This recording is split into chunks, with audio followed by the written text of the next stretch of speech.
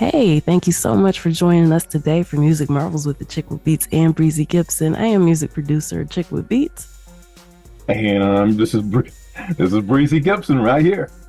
Hey, we're glad that you're rocking with us once again. We've got a great show lined up for you. Of course, there's music industry news, beats produced by me, and you want to tell them the special guests that we actually have coming to join us today? Oh man, it's a one and hey, I'm speechless almost because we just rolled the red carpet out for them, to come in and so we're just excited that they say yeah. Okay, so it's the one and only Eastside Boyz. Yes. Be in the house today. Yes. So definitely stay tuned, stick around for that. Man, it's just unbelievable in such an exciting way. I'm thrilled. And I just can't really wait to share the show with everybody. Of course, we got to give a super huge shout out to our home stations, Grander Radio out of Grand Rapids, Michigan, and Sparks Radio out of Atlanta, Georgia. And I say we go ahead and get started. How about you? Yeah, let's do it. Let's do it. All right, let's go.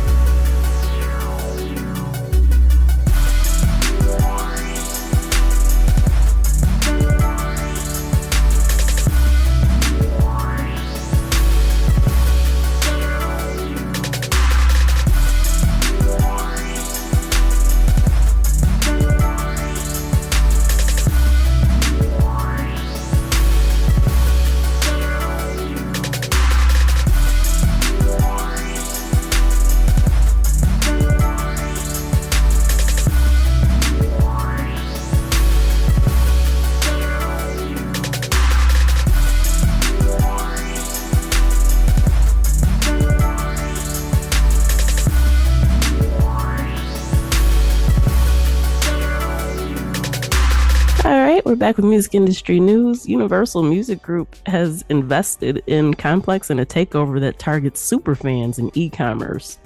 So UMG is acquiring a stake in Complex. They're joining forces with investors like Goldman Sachs, Main Street Advisors, and Jimmy Iovine. The takeover entails where Network, and that's NTWRK, will take ownership of Complex and all of its networks previously acquired by BuzzFeed for $294 million. Complex will now be purchased by Network and its backers for $108.6 million in cash. So UMG emphasizes in a press release that the acquisition aims to create a new hub for superfan culture and kind of shape the future of commerce, digital media, and music. So Interscope, Geffen, A&M, and Capitol Music Group will be the first UMG labels that will utilize the whole superfan strategy. So the timing is kind of interesting because, as we recently shared, Warner Music Group is in active discussions to sell two of Complex's longtime media rivals, Uproxx and Hip Hop DX. So it'll be interesting to see who snatches that up. Yeah, I'm really curious to see how all this plays out. But, I also think that this story is kind of a good reminder as to, maybe paying attention to where you get your music news from. Of course, these outlets favor whichever labels have the investments in them. So, just kind of a heads up, always consider the source. But yeah, it'll be interesting to see how this plays out. What do you think? Yeah, UMG's been they've been staying in the spotlight here for the last heck, not month, but a couple months, and even further than that. So yeah, they seem they got a lot of activity brewing and flowing. They do. So yeah, they've already been having a busy 2024.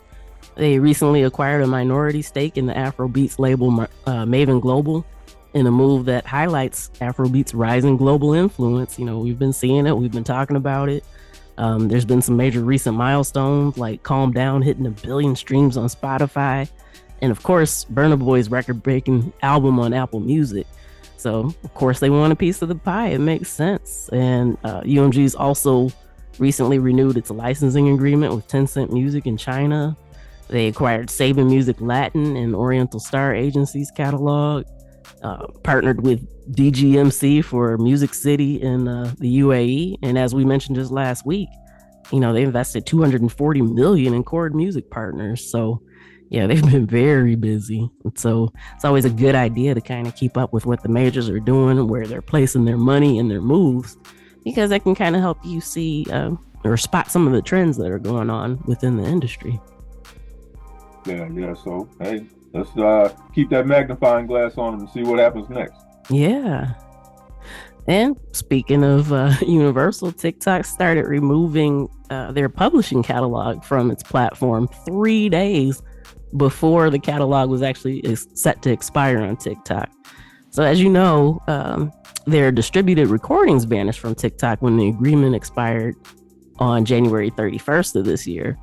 So the Universal Music Group's publishing catalog had actually remained accessible due to a 30-day grace period.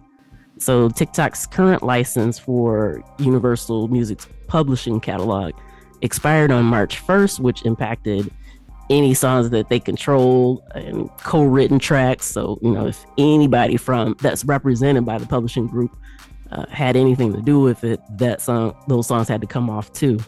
So industry sources suggest that up to 80% of TikTok's relevant repertoire could be affected, but TikTok has flat out refuted this, saying that both UMG and UMPG combined represent only around 30% of popular music on the platform, and they said even less everywhere else outside of the US.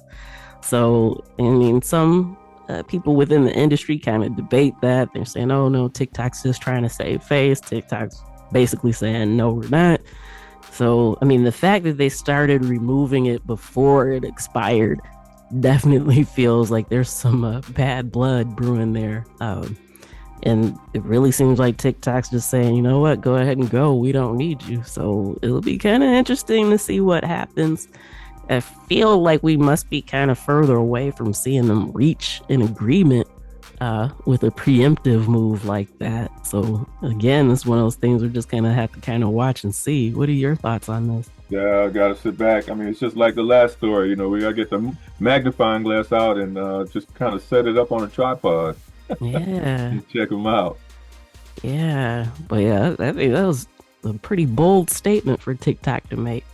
So yeah, we got to see. But once again, as long as this is going on, independent artists, make sure that your music is out there. If people are looking for something to replace all this universal stuff that has disappeared, it could be your music. So make sure that your distributor is actually getting your music there. So that way people can have an option. And who knows how many new fans or potential fans will discover you due to this. So, hey, capitalize on it while you can. Yep, yep. Hey, you got to strike while the iron's hot. Mm-hmm. All right. And TikTok is also expanding the add to music app feature to 163 additional countries. So, of course, that public feud over licensing hasn't really slowed down their music moves. They're still moving forward with what they're doing. And the add to music app feature began testing last May as an option within TikTok for users to add songs that they discovered in their app to their libraries on Apple Music instead of having to switch apps and then manually search for the tracks. So in September, Amazon Music joined the test.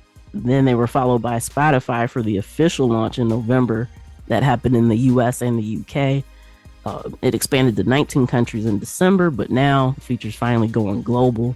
And, that's really unfortunate for the people that Universal Music represents, because this would be a great time, especially like as they're having new releases come out, for people to just automatically be able to add it to their music app of choice straight from TikTok, So, yeah, it's kind of unfortunate that this feud is happening. But again, a big benefit bonus to independent artists, because now it makes it easier for people to find your music on TikTok and then just follow you directly wherever they want to.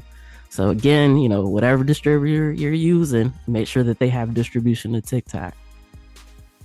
Yeah, yeah. And then that it also speaks to the fact that these companies are not just fly by night companies. I mean, so for them to make a rollout in that many countries at one time, I mean, that shows they got a heck of a staff.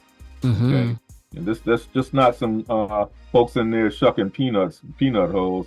So but over this time that TikTok has been around, I'm sure that they've got folks actually putting those people in place that are capable to handle stuff like that. And this is probably just the beginning. As long as they've been around already, it might just be the beginning for them, because you never know what's going to be happening in the next 10 years with that. Yeah, that's an excellent point. Great take. All right, Roblox has distributed 740.8 million to its developer community in 2023. So in that year, creators of Roblox experiences saw their earnings rise to 740.8 million from 623.9 million in the previous year. So there's been like a burgeoning market for music experiences on the platform. Creators are tapping into this economy by selling virtual items with plans for future subscription models. So recent months have seen the launch of new Roblox music experiences featuring artists like Olivia Rodrigo, Cher, Blackpink, and Paris Hilton. I mean, many more. But notably, the independent electronic music label Monster Cat achieved success with its limiteds virtual items, such as Ruby Pennant sold for $10,000 worth of Robux. So, I mean, we've been sharing a lot of these stories about like all these different experiences and the different ways people are kind of using Roblox in the music world to expand their following and audience. And I mean, just looking at that payout shows you that there's a lot of potential for growth there. So, hey, it might be something that you're interested in looking into to see if how you can make it work for yourself, or not even necessarily with Roblox, but if you want to try with some of the other platforms out there too. But definitely take a deep look into that and see what kind of opportunities exist that you might be able to take advantage of. Right. So folks sometimes just let all this stuff sail by. They're only interested in their own means, and there could be something right there that they could get a taste of, and they don't investigate it. So hey, these music industry news brings about a lot of different avenues for you, the listener. So always listen closely because you never know when you might be able to stick your toe into something that turns out to be something rather profitable for you. Absolutely. And, another facet to add to what you said is something that you often say about making sure that you surround yourself with knowledgeable individuals. So, when you hear these stories and you're not quite sure exactly how you can adapt it to yourself, as Breezy always says, maybe check in with your circle. Somebody else might see a connection that maybe you missed, or vice versa. So, networking, making sure that your circle's tight is really important with some of this stuff, right? That's right. Absolutely. Absolutely. Don't walk in there blind, or don't walk in there unprepared. Yeah. You get sucked up, and then you be on the wrong end of the totem pole. Exactly. Yep. All right. Reservoir Media has maintained fiscal growth, strategic investments, and steady M&A pipelines in 2023. They spent nearly $1 billion on acquisitions and signings. And oh my gosh, it's just been so much going on. So they recorded $140.5 million in revenue, marking a 14.6% year-over-year increase from $122.6 million in 2022. So since it was established in 2007, Reservoir has allocated $983 million towards acquisitions and signings, along with $168 million for future spend to sign songwriters to write new songs. So their typical signing period for writers spans 3 years, with those that they paid above $2.5 million, yielding a 20.2% internal rate of return. So if they're dropping big dollars on some of these songwriters, they've definitely been getting a huge return on that. It's been worth it because 20.2% is huge. So during the fiscal year of 2023, Reservoir completed 55 deals. They've maintained the consistent M&A pipeline with over 120 future targets. They say that they've assessed 232 deals, made 97 offers, and entered into exclusivity on 60, which reflects similar activity from the previous fiscal year. So this resulted in 3 more closed deals compared to fiscal year 2022, and their fiscal year for 2024 will be ending March 31st. And so those reports are slated for release in either May or June. So we'll definitely keep you posted when those come in. But just for the calendar year, man, they've been making some moves. Those are some really impressive stats, don't you think? Impressive. Very impressive. I mean, so it behooves anybody out there that, when they get in a realm like this, to don't let this stuff just pass you by. I mean, we just alluded to that 60 seconds ago. I mean, don't let the stuff just pass you by and then be in the complaining group. Right. So, if you want change, I mean, if the shoe fits and you can do it after you investigate it, then check it out, But the last thing you want is for the stuff to be right there in your face, and you let it pass you by, and then hey, you still complaining about different situations that you might be in that you could have changed it yourself. Mm-hmm. Yeah. And I'd also like to note that Reservoir is the first music investment company that was controlled completely by a woman. So shout out to them for that. We talk about them a lot, and also Harborview, which is controlled by Sharice Clark Soares, I believe, who is a Black woman. So yeah, the companies that we keep talking about that have been in the headlines have been run by women, and I just think that's awesome. But yeah, just a little side note there. Yeah. All right, Block's Q4 2023 operating expenses included a $132 million title goodwill impairment charge, suggesting that it significantly overpaid for what title is actually worth. So the goodwill impairment charges occur on financial statements when the value of an acquired company declines, and it reflects the excess amount paid over its fair value during the acquisition for intangible assets. And that can include brands, patents, and customer base. So Block purchased an 82.6% stake in Tidal for $237.3 million back in 2021. So Block says that their corporate and other revenue mainly consists of income from Tidal and intersegment eliminations between the Cash App and Square businesses. And so all that totaled $201 million in 2023, which was a decrease from $206 million in 2022. But unfortunately, the reports don't specifically break out the allocation between the revenue from Tidal and the revenue from the intersegment eliminations.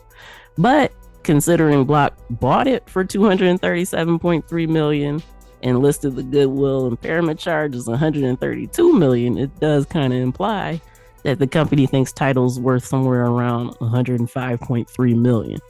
So, I mean, that's a steep difference. And yeah, it sounds like they might have gambled a little bit wrong based on that. But man, to have a goodwill impairment charge of $132 million kind of makes you wonder what was really going on at Tidal at the time that they purchased it, right? Well, once they start getting in these high dollar transactions and high dollar verifications and so on and so forth, I mean, you know, this isn't just this right here. It's just not any little penny ante stuff. And so, yeah, it does make you wonder. But hey, we shall see. Yeah, definitely gotta wait and see how it plays out. But yeah, if I thought that I got ripped off for $132 million, I don't think I'd be very happy. All right. Well, nor would I. Yeah. All right. Live Nation has reported a 20% increase in concert attendance for 2023. They said that it was the biggest year ever for live music, and yeah, they've sold it to over 145 million fans across 50,000 events. So the surge drove annual revenue up by 36% to $22.7 billion, with an operating profit of $1.07 billion. So, of course, Live Nation highlighted a strong show pipeline for large venues with 65% of the full year booked. However, you know, this success kind of benefits the top player and not necessarily some of the smaller venues. So, of course, it raises questions about some of these struggling venues and how they might be able to benefit from this. So Live Nation's Ticketmaster subsidiary introduced an option to fans a while ago that donates to the Music Venue Trust in the UK. But obviously there's potential to expand similar initiatives globally. So, you know, while they're capitalizing on this and saying, hey, we've had a great time, that's more money that fans aren't having to take to some of the smaller venues to support local acts and local music. So, you know, hopefully they'll kind of do something about that, you know, kind of expand programs like that to other areas, because while they're having a great time, you know, a lot of the little guys, so to speak, has been kind of hurting. So, you know, hopefully they can do something to, I guess, kind of share some of that good fortune, because everybody knows the indie acts, the local and live bands kind of prop up the local industries there. So yeah, definitely something kind of needs to be happening, because that's not really a good look or, you know, optimistic for the music industry at large if they're kind of siphoning off everything from everyone else, you know? Well, it doesn't surprise me that they're doing it. You know, that whole industry, you know, from the guy on the street or from the guy in the city who's trying to operate a venue. I mean, there's lots of revenue-oriented stuff attached to these venues. I mean, lots of it behind the scenes. Mm-hmm. I mean, you know, you've got to have just such a solid mass of financial stability before you can even put your little toe into that. Right. Okay, so when you get these conglomerates in there, they're hard to hold off. You know. Yeah. It's just like what we see with, the big box stores coming in and shutting down the mom and pops. Yeah, I mean, it's the same thing just happening yeah, within the music industry. So, absolutely. yeah, that could definitely have some potential blowback if they don't establish something to kind of address that. Definitely could. Mhm. All right, this last story is more of a heads up, beware. But there was a music festival scam where two men pled guilty to defrauding a promoter of $1.35 million. So it's Terrence, I believe it's pronounced, Morris, and Blake Kelly pleaded guilty to charges that included aggravated identity theft and conspiracy to commit mail fraud and wire fraud. So they got this money out of the promoter by fabricating contracts with forged signatures from artists like Justin Bieber, Billie Eilish, and Post Malone. Additionally, they orchestrated a video call with an accomplice posing as Bieber to further deceive the victim. The funds were used to finance what they're saying was a luxurious lifestyle for themselves and others, including travel, luxury goods, fine dining, and all that good stuff. So both defendants are facing up to 20 years in prison for their actions. But, just kind of word to the wise, beware. There are always people out there trying to game the system, and the music industry is one of the great places that people have good success in doing stuff like this. So, they went to some major lengths to get this money and make it appear as if they were actually representing, some of these major stars. So, one, always check who you're doing business with, check their track records. I mean, if you've been doing music for any number of time, chances are you've already had people hit your inbox offering to promote your stuff, or claiming they're going to give you an interview in like some of these major magazine publications. But always do your due diligence. Don't fall for it, because there are people that are willing to go to great lengths just to deceive you. And yeah, so this poor person, well, I guess not poor by technical definition, but yeah, this person is out of 1.35 million bucks that, I mean, hopefully they can get back. But yeah. And also on the opposite end, if you're in the music industry, don't involve yourself in scams. Um, don't deceive people like this, because it is illegal. So it's not like, oh, I just kind of gambled and took someone's money.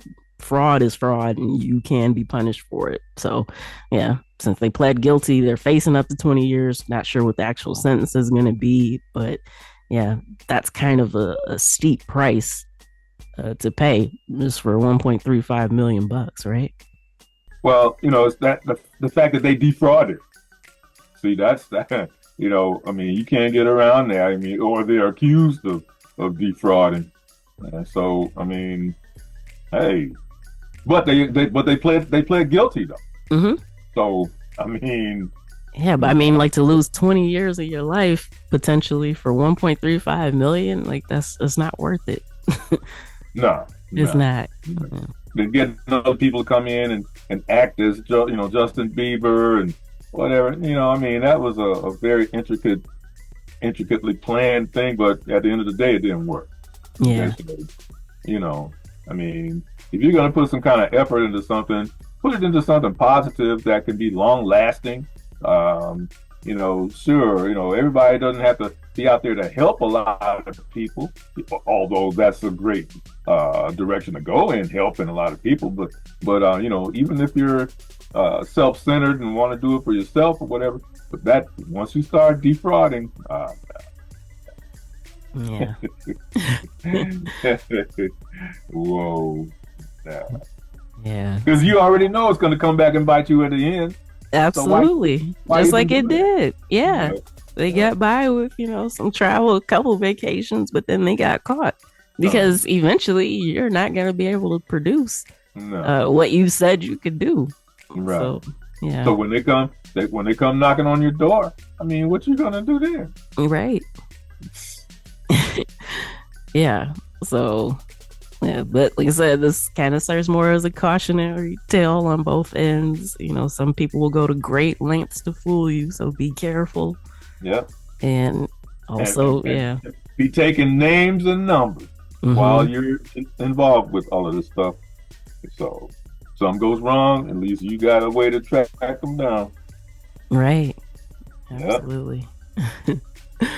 All right. Yeah, unless you got another news story, we could. Nah. I mean, you said it all. I mean, hey, it was a very impactful array of stories of news stories that's going on with this week.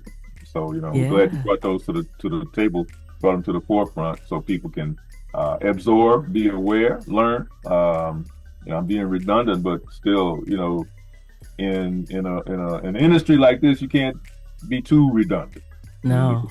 Every time something might slip through that you didn't catch, and are not aware of, and so we appreciate you, the listener, for continuing to come back and filling yourself full of these facts and figures, because you never know when right around the corner you may have some opportunities for yourself or your business or your music involvement.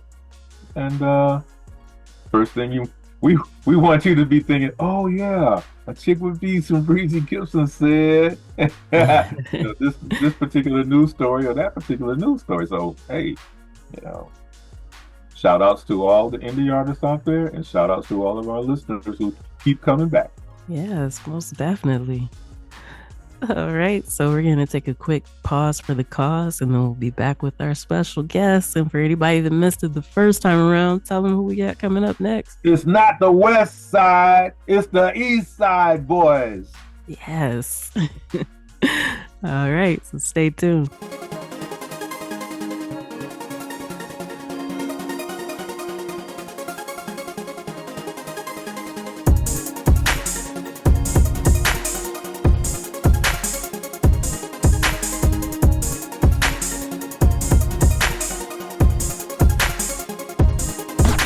Hey family, this is Breezy Gipson, social media influencer. If you're an aspiring artist, or if you're a seasoned professional music artist, and you have a music video that you want to share with a global television audience, your search is over. Whether it's jazz, rock, hip hop, Latino, gospel, pop music, country, house, techno, reggae, Hispanic, and other genres, this is the right spot. Whether you're located in the United States, Europe, Africa, South America, India, Mexico, Asia, Australia, Italy, or other countries, we got you covered. Contact me at getsparksnow@gmail.com. That's GETSPARKXNOW@gmail.com, or leave me a message at 678-632-2620. Let's get it together. Hey, this is Achickwitbeatz. I am a multi-genre music producer and strategist to indie artists and labels. Visit my website, Achickwitbeatz.com, for resources for artists and instrumentals available in various genres for songs, vlogs, blogs, podcasts, themes, TV, film, commercials, and more. Once again, that's Achickwitbeatz.com, ACHICKWITBEATZ. Let's make something happen. All right. Well, hey, we're here today. I mean, we are just elated, knocking the socks off, because on this day right here, we're just, too happy, because with us right now are the one and only Eastside Boyz and components of the Eastside Boyz, and they're taking time out of their busy wall-to-wall schedule to join us tonight and share some info to all of you listeners out there. And so right now we're talking a little bit with Dougie Fresh, and we've got Duffy on the line. We've got, who else we got in the house right now? You got the Eastside Boyz in the house, man. It's your boy Lil Bo. Hey, go, okay. Big Sam, man. Big Sam. Big Sam, Lil Bo. Okay. I mean, and it's a real pleasure to have y'all here with us tonight, Global. And so we're going to turn it over to Achickwitbeatz. Achickwitbeatz, you got the first question tonight. Oh, wow. I appreciate that. Well, first of all, I just want to start off by saying thanks for being here. We really appreciate you. Like Breezy said, taking some time out of your schedule. But can you give us like a little background, like behind the scenes, like what kind of sparked your love for music individually before you actually like really got into it the way that you are now? Me personally, Big Sam, I used to DJ, so DJing would really spark my enthusiasm on the music. Okay.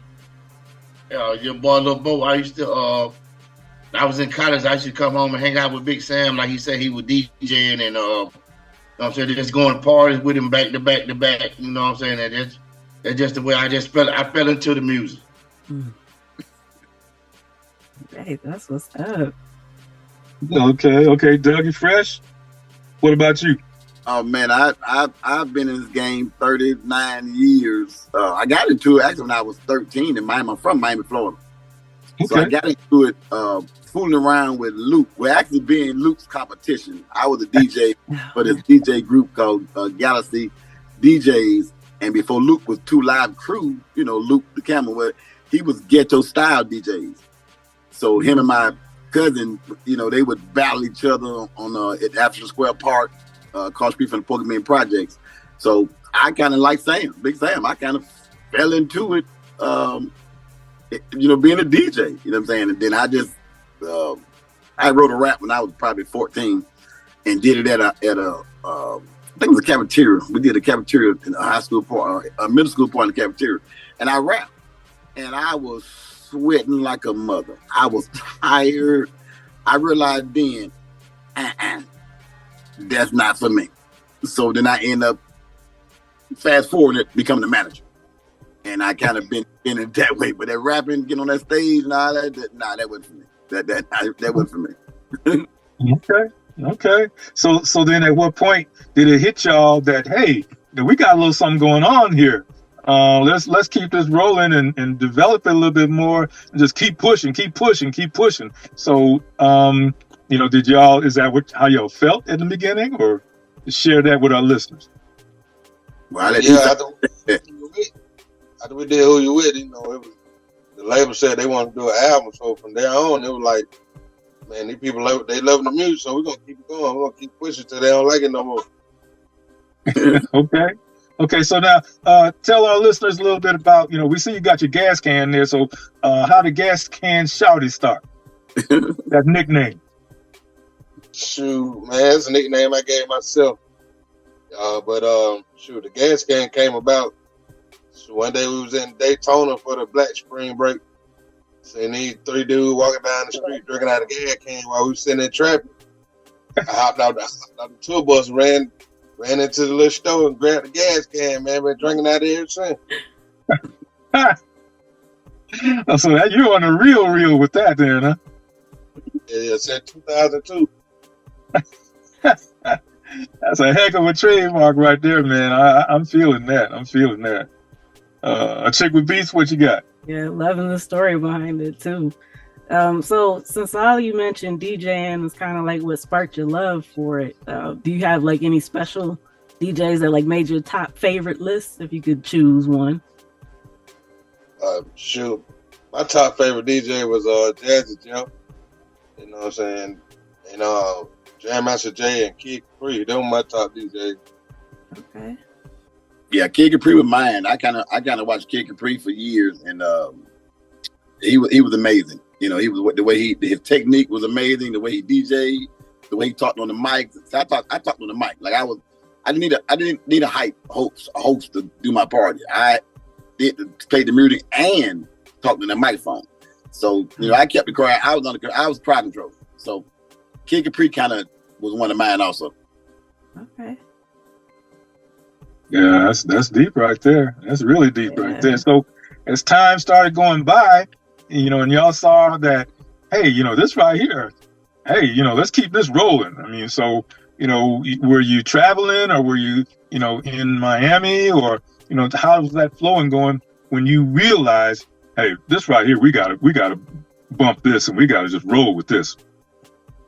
Not well. I moved. My mom and dad separated, so that's how I ended up getting to Georgia. And we had in Miami we had 30 speakers, 20 amplifiers. Like we had a big system in Miami. And when I moved up here, I was still in high school, so I had got a little. I started doing other things, put it that way, and I started getting some money. And my mentality was still being a DJ throwing parties. So I, ended up buying equipment, go to the park, set the stuff up, and then the police comes. I got maybe I see on the people out there, we having a party, and the police come and say, "Hey, do you have a permit for that?" And I was like, "Huh?" He said, "Yeah, do you have a permit to do this?" And I didn't know you needed a permit in Georgia. Miami, we can set up at a Burger King parking lot and do this, no problem. And that kind of distracted me. That kind of said, you know what, Georgia ain't on what Miami on. So I kind of drifted away from DJing and end up met this guy named Little Nasty. His name Deval, but they call him, his nickname Little Nasty. Stayed in Little Nasty. And I used to hang in Born Home. I don't Bankhead, hanging Born Home. Bankhead. Yeah, that's where they were from. They were from Bankhead, Born Home. I had to hang out there and end up running to Little Nasty. And he was in this group called the Crowd Pleasers. And they had a little song they just did called Bet You Won't Get Crunk. And I ended up getting to know a lot of people in the music business up here. So Nasty was like, "Hey man, we need a manager." And I'm like, "Man, I kind of knew Nasty from hanging in apartments, and my soon to be kid's mom. I ain't even met her then, but I just see her in the apartment. And Nasty asked me, "Hey man, we need a manager, man. We dance for Outkast and he was just selling me a bunch of stuff." I'm like, "All right, I'll check it out." So I went to a show with Outkast, and they were dancers. And I'm like, "Well, I don't need to manage y'all dancing. I mean, I don't. Y'all dancers." He said, "No, but we're a group too." And then he ended up playing me the song "Bet You Won't Get Crunk." I like the song. That was back in the bass era, before the gangster era, the crunk era. It was we called it in Miami, we called it booty music, but up here they called it bass music. Look at Bo, man. Yeah, it was a nice song. So I end up, being their manager. Make a long story short, being their manager, and got promoting the record. Getting the DJ to play it, going to the radio station meetings Tuesday, Wednesday, Thursday, Friday, Saturday, going to the meetings, trying to get the radio on it. And the record started going pretty good. You know what I'm saying? And I can fast forward some years, end up about to get a deal with them. And then they end up kind of pushing me to the curve and let Outkast take the deal. So I go into a lot of stuff, but, I just became a manager, seeing artists that had some talent and tried to help them out. And that's how I ended up being a manager.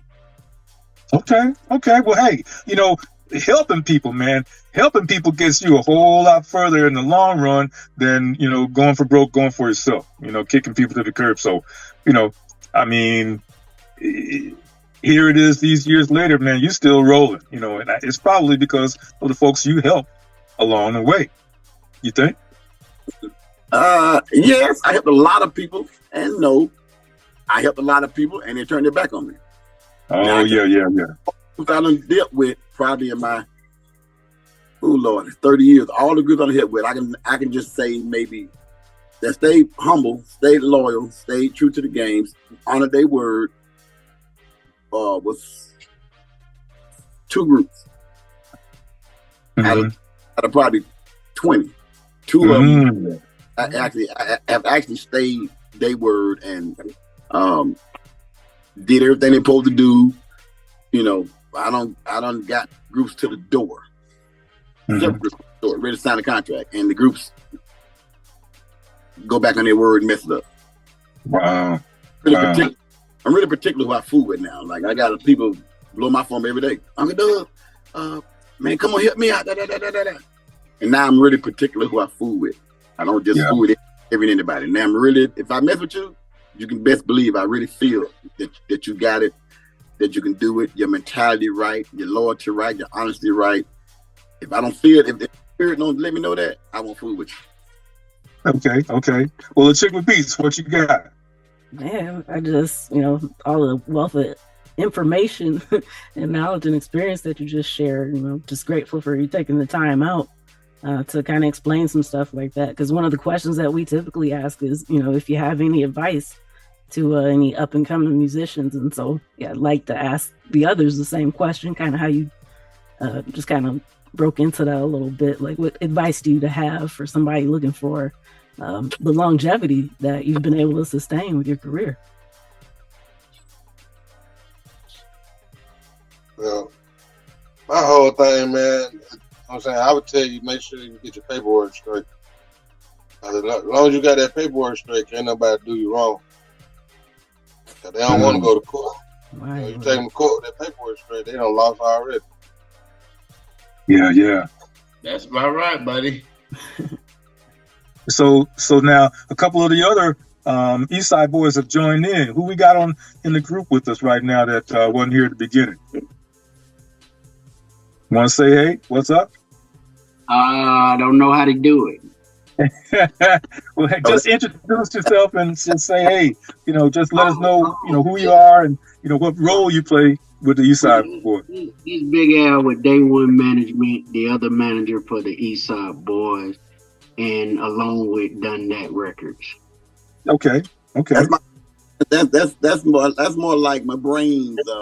I'm the one that run around like a chicken with the head cut off. Yeah. He that handles the important business paperwork. If you can't find me, you can find him. You can't find him, you can find me. So we work hand in hand, team to team. Bonnie and Clyde. we trying to do something that probably haven't been done. If I can think about it back in my past, we trying to bring the Eastside Boyz back to a point to where, because I don't want to go into full detail, but they played a major part in Crunk history, and we feel that they haven't got their just due.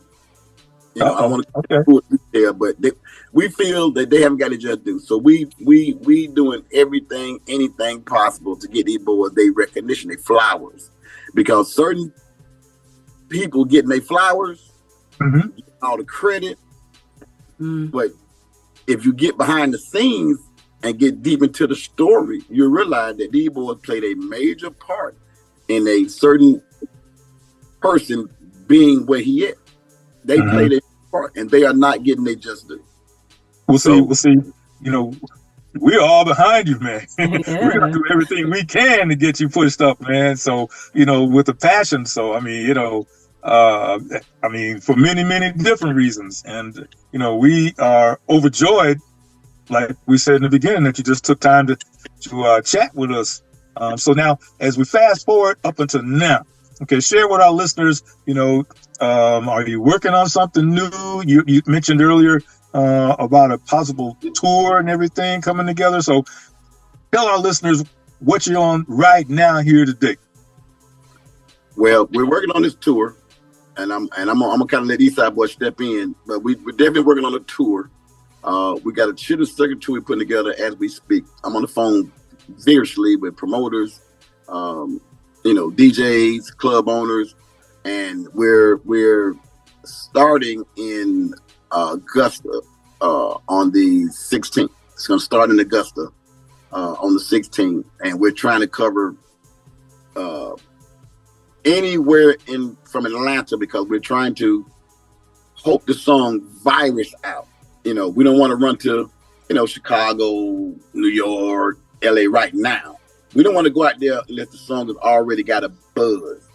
So we're sending a 200-mile radius around Atlanta, around Georgia, to kind of hit hard there, and then hope the record virus zone out. So that's why we're, doing any podcast, interview, whatever we can for to help get the record out there. But I let the Eastside Boyz take over from there. Man, you said it, man. You said it. You done told it all. Okay, so now what's the name of the record? Hey, my interview. This y'all interview. The single, the single we got called "What the Business Is." Oh man, look, man, that's a hitter right there. Oh, appreciate it, man. That's hidden. That's hidden. Okay, so I mean that's hidden from many different angles. I mean, so first time I heard it, oh, that's it right here.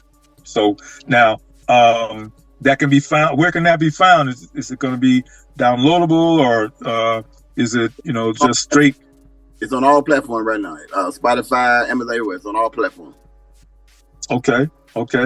Now, Duffy, that should be on all platforms Friday. So we also got a remix that, and I never met Duffy. I think I seen him in Orlando with the Yin Yang Twin, but I never met him. But he had did a video skit of somebody's song, and I was just strolling down Instagram, and I'm like, I see a white guy doing a video skit of a song. I'm like, oh shoot, he that was fire. That was fire. So I DM'd him, contacted him, and said, hey man, we got a new Eastside Boyz single. And he was excited. He's like, Eastside Boyz? From the Johnny Eastside Boyz? Oh man, I love them. And I said, well, we got a single that we putting out, and I'm figuring on who I could put on for the remix.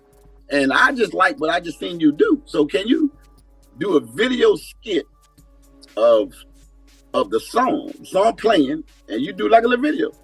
And he said, okay, I got you. Well, when he sent it to me, he did a verse. I didn't want him to do something with music in the background. Just a promo.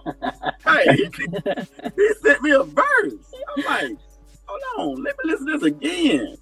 And I really dissected the verse, and it covered all the angles. Like it covered the angles. I'm like, so I called him back and said, hey man, like that. I think we're gonna use that for the remix. He was like, oh, for real? You're kidding me. Just like I was jumping around like a little kid. I ain't even gonna lie. I was running all around this house. I couldn't believe it.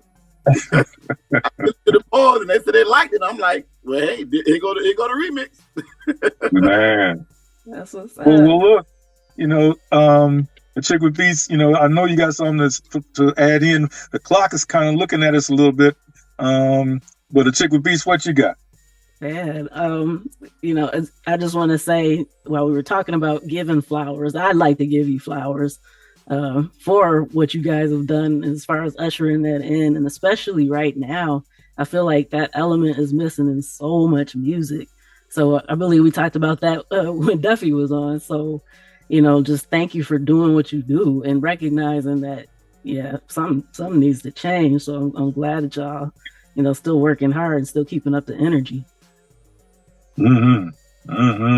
Because now I can remember, ATL, 15, 20 years ago, 25 years, man, that was like a bounce that was just, oh man, Freaknik and all of that. I mean, there was, you know what? There was a lot of music coming through.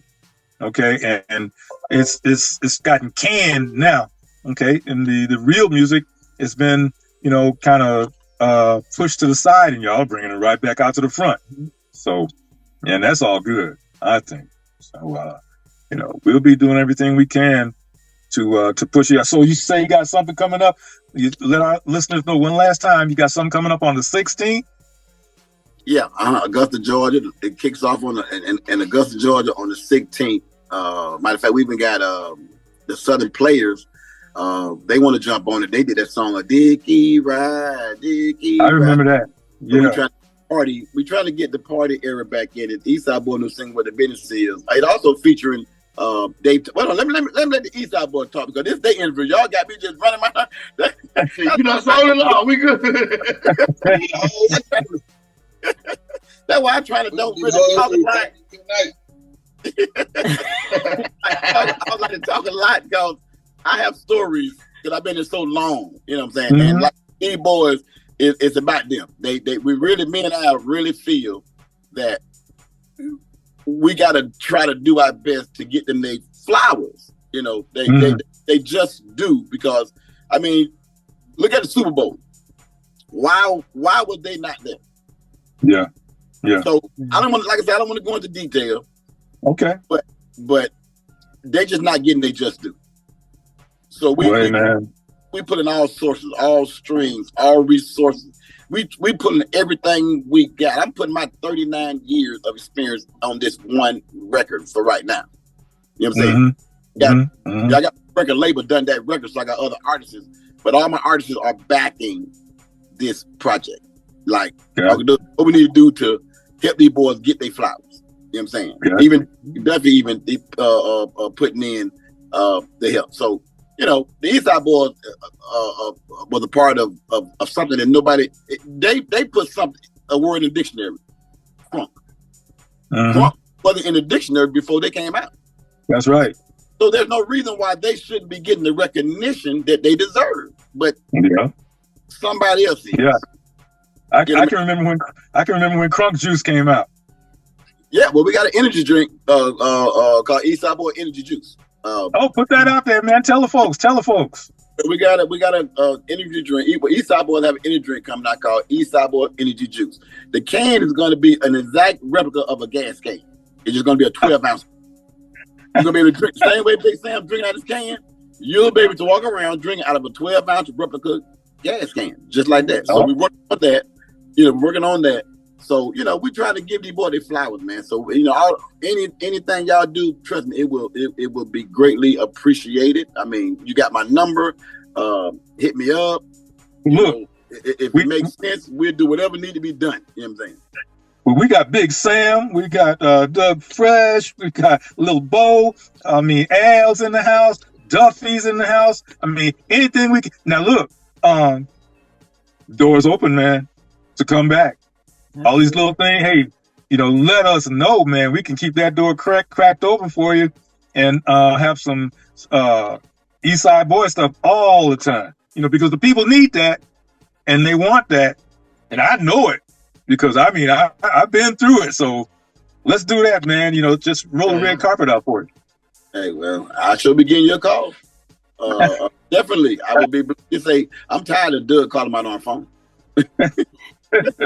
Okay, well, look, the clock is just smashing us in the face, so we got to run. But you know what, man, we can't thank you enough for taking this time out of your busy schedule. And we know y'all are busy because when I spoke on the phone earlier about the interview, and I said, well, normally we do the interview at 11. No, they're asleep. Okay, well, it's about 2:00. No, they're still asleep. Okay, I'm like, okay, so, but anyway. Again, thanks from the bottom of our heart. Let's set this off to have you back from time to time. And again, Big Sam's on the line, Doug Fresh, Lil Bo, Al, and so Achickwitbeatz, what you got to say before we flow out of here? I just want to say real quick, if you guys can drop your handles where people can follow you and keep up with what you got going on. Man, real simple. We just on IG at the Real Eastside Boy. It don't get no more simpler than that. Right. Okay, got you. All right. Well, look, man, stay in the road, keep pushing, push hard. Okay, Augusta doesn't know what it's ready for. I mean, what's coming, so they got to get ready because they gonna know when we leave, man. Okay. Well, look, man, we're gonna flow out of here, and thank you so much for all of you taking the time. Thank you, man. And that door is open. Little Bo, that door is gonna be open, man. So we waiting on you. Okay, we're gonna open it up. We coming. Okay. All right, man. Take care. Take care and stay in the road. All right. All right. Appreciate it, guys. Bye. All right, that does it for this week's edition of Music Marvels with Achickwitbeatz and Breezy Gipson. Once again, we thank you for joining us. Super huge thank you to our special guests for taking time out of their busy schedules and sharing with us and the listeners.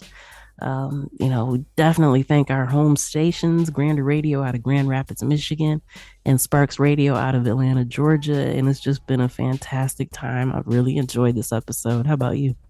Oh yeah, man. Yep. So as long as there's some knowledge and education present and not just tomfoolery, hey, it's all good.